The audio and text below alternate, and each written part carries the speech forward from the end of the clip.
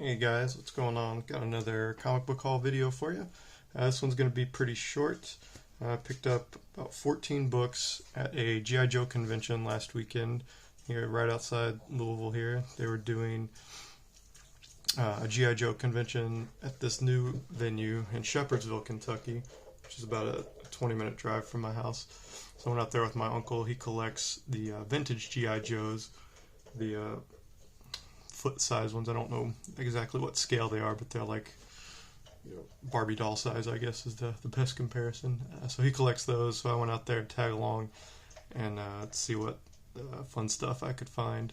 I've been there before, and they had some comic vendors, so I was hoping they would have some more comic vendors, and they didn't really have vendors specifically. They just had G.I. Joe guys selling comic books too, so that's where I picked all these up, just from one vendor. These were all $1 a piece, and they're all G.I. Joe books. So if you have no interest in G.I. Joe comics, then you do not want to watch this video. There's some crossover stuff, but they're all mainly G.I. Joe titles. Every single book has G.I. Joe in the title, so if you don't like G.I. Joe, get out of here now, or you've been warned. So here we go.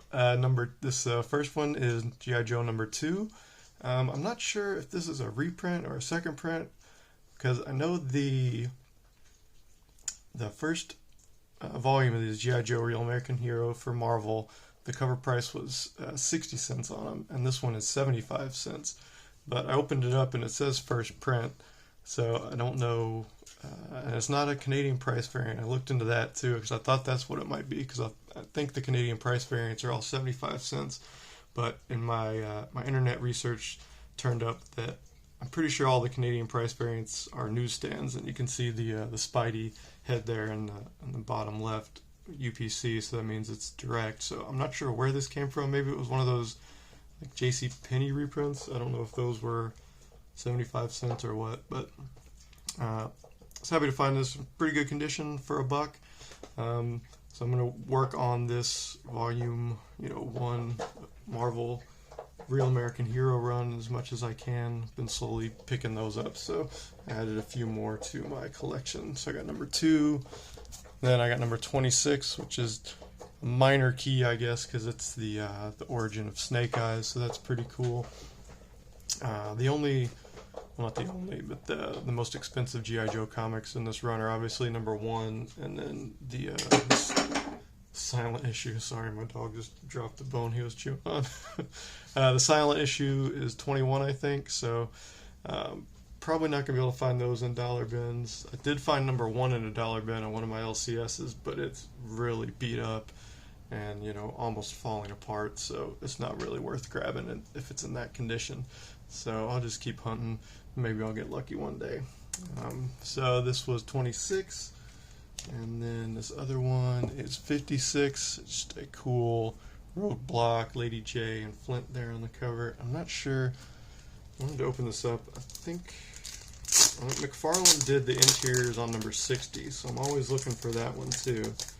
But the artist on the cover, it looked familiar. It's not McFarlane, but I didn't see a signature. The pencils say Rod Wiggum, and there's not a separate credit for the cover art, so maybe that's him too, but I don't know, just a pretty cool cover. I don't know, there's something familiar about Lady J's face and Roadblock's face, that style. I'm not sure. I'm gonna have to look to see what Mr. Wiggum had done after this or before that. Something reminds me of that, but I can't figure it out. I thought it was Mike Zeck, but it's not. So anyway, number 56, number 58, cool Cobra Commander cover, and his new outfit was his first outfit was the, classic, chrome dome mask. Then he went the hood. I think this was after the hood, maybe, kind of the revised chrome dome where you could see his eyes. So pretty cool. I think I had this toy. I don't know if I had any of the other Cobra Commander toys, but I think I had this one when he had this outfit, so that was fun. Maybe that was, did he get that in the movie? He turned into a snake in the movie. I can't remember what outfit he had after he was a snake. Maybe it was this one. I can't remember. I'll have to go watch that movie. It's good times. So those were all the ones from the Marvel Real American Hero run. And all the rest of these are later issues and various other runs. This is G.I. Joe 20 from Image. This is a Mike Zeck cover. It's got a cool Cobra Commander and Storm Shadow on there, so I was happy to get that. He does not do the interiors, unfortunately. Those are done by Brandon Badeau, but interior art's pretty cool. It's a cool Storm Shadow splash page and some ninja shenanigans going on there. So yeah, that's pretty cool. What volume is this? This is volume 1, number 20 from 2003. So I don't know. I know when IDW picked up the license, they started the renumbering from the Marvel run. I think they picked up at like 154 or something. But there's a few of the Image volumes and other publishers that I grabbed. This is, who's the publisher on this? This is Devil's Due. So this is number 25. This is a cool wraparound cover. It's got, might be a connecting cover too, because it kind of cuts off there. That's definitely wraparound. Maybe number 26 or something connects to it. But we got all the G.I. Joes at the Capitol building, so that's pretty cool. Can't tell if those are all the heroes or the Cobra dudes. So there's Flint, but there's Storm Shadow and Snake Eyes and Scarlet. So those might be the heroes. And then, oh, there's Fridge. Refrigerator Perry. Very nice. Just noticed that. I did have him, his action figure when I was a kid. I loved that. And that was really cool. So, yeah, these might all be the good guys, the G.I. Joe guys. And then maybe the 26 is all Cobra. Because I remember Storm Shadow he was a good guy for a while. So that might have been around this time. And then, like I said, this is Devil's Due Publishing, which I'm not familiar with. I know they had the license. They had the Transformers license, too, for a while. This is from 2007. So that's a little bit later than that Image run. So it's 25. And then let me pull these down. And then the next one is really cool. It's this Battle Files number 2. This is also from Image. This is like a source book, or it's kind of like a collection of those old info cards that they had on the back of the action figures. You open it up here, and it's got, just, oh, look at that, open it right up to Storm Shadow. Nice! By, not Mike Zeck, unfortunately, but, so it's got like their biographical information on here that you had on those cards. But the reason I picked this up is this is the first comic book art of Mark Brooks. I'm pretty sure. Don't quote me on that, but I'm almost positive it is. There's some cool Joe Benitez, Destro, and Baroness. Where'd Mark Brooks was one of the Viper guys, I think. Destro, is that him? It's Blaylock, Iron Grenadiers, Dreadnoks. Oh, he did one of the Dreadnoks. That's cool. There's Monkey Wrench by Mike Zeck. There you go. There's Mark Brooks. Road Pig. I don't remember him too much, but got a cinder block on a hammer. That's pretty badass. I remember Ripper. He had the cool, like, half scythe on the end of his, was that an M4 maybe? Okay, so Mark Brooks' first one must have been back here a little bit more. Not there. That is not a good Dr. Mindbender. I do not like him. He is not shirtless, and he does not have a monocle. That is not Dr. Mindbender. Firefly is cool. Tomax and Zaymot. Cuban Infantry. That's a pretty cool Bat Trooper. I like that a lot.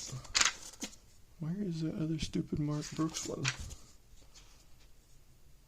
It's a really cool Snow Serpent by Joe Benitez.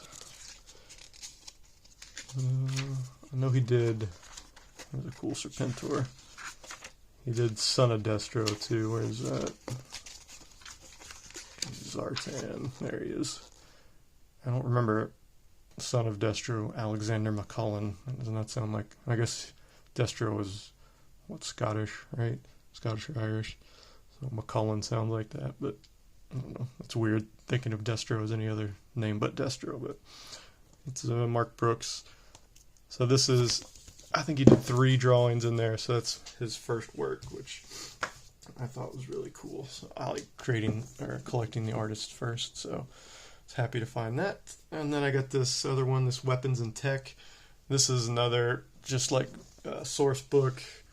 They don't have, I know Mark Brooks did some in here too because it's got his name right there, but they don't have the credits on the actual pages, unfortunately, so I can't tell which ones he did. But this is cool. It's got the different vehicles, and then it's got Compound. Yeah, it's got, if you ever wanted to know, it had Destro's mask in there. It's pretty cool. Talks about that. So, well, no, if you're into G.I. Joe stuff, I recommend picking those up. It's pretty cool stuff. And then the last little set here, these are all crossover books. It's all G.I. Joe Transformers stuff. Really cool Soundwave cover. Soundwave and Destro. The guy that I bought these from, he said there was a G.I. Joe Transformers crossover that takes place in World War II. He didn't have any of those, unfortunately, but that sounded pretty cool, so I'm definitely going to keep my eyes open for that if I ever see anything, if I ever see any of those issues. So that's always fun to find new stuff and learn about new stuff. So there's number 2 and then number 6. Cool Cobra Commander cover there. I think it was I'm not sure how long this ran. This was volume 1, but then I got volume 1 of Devil's Due, G.I. Joe versus Transformers. This is number 1. This was a little later. This was from 2007, it says, and I think that one's from like 2003 or 2004. So I got number 1, cool Prime cover. Number 2, some kind of like, I don't even know who those guys are. That is Globulus, yeah. Crazy snake dude. And then, I'm not sure who that is.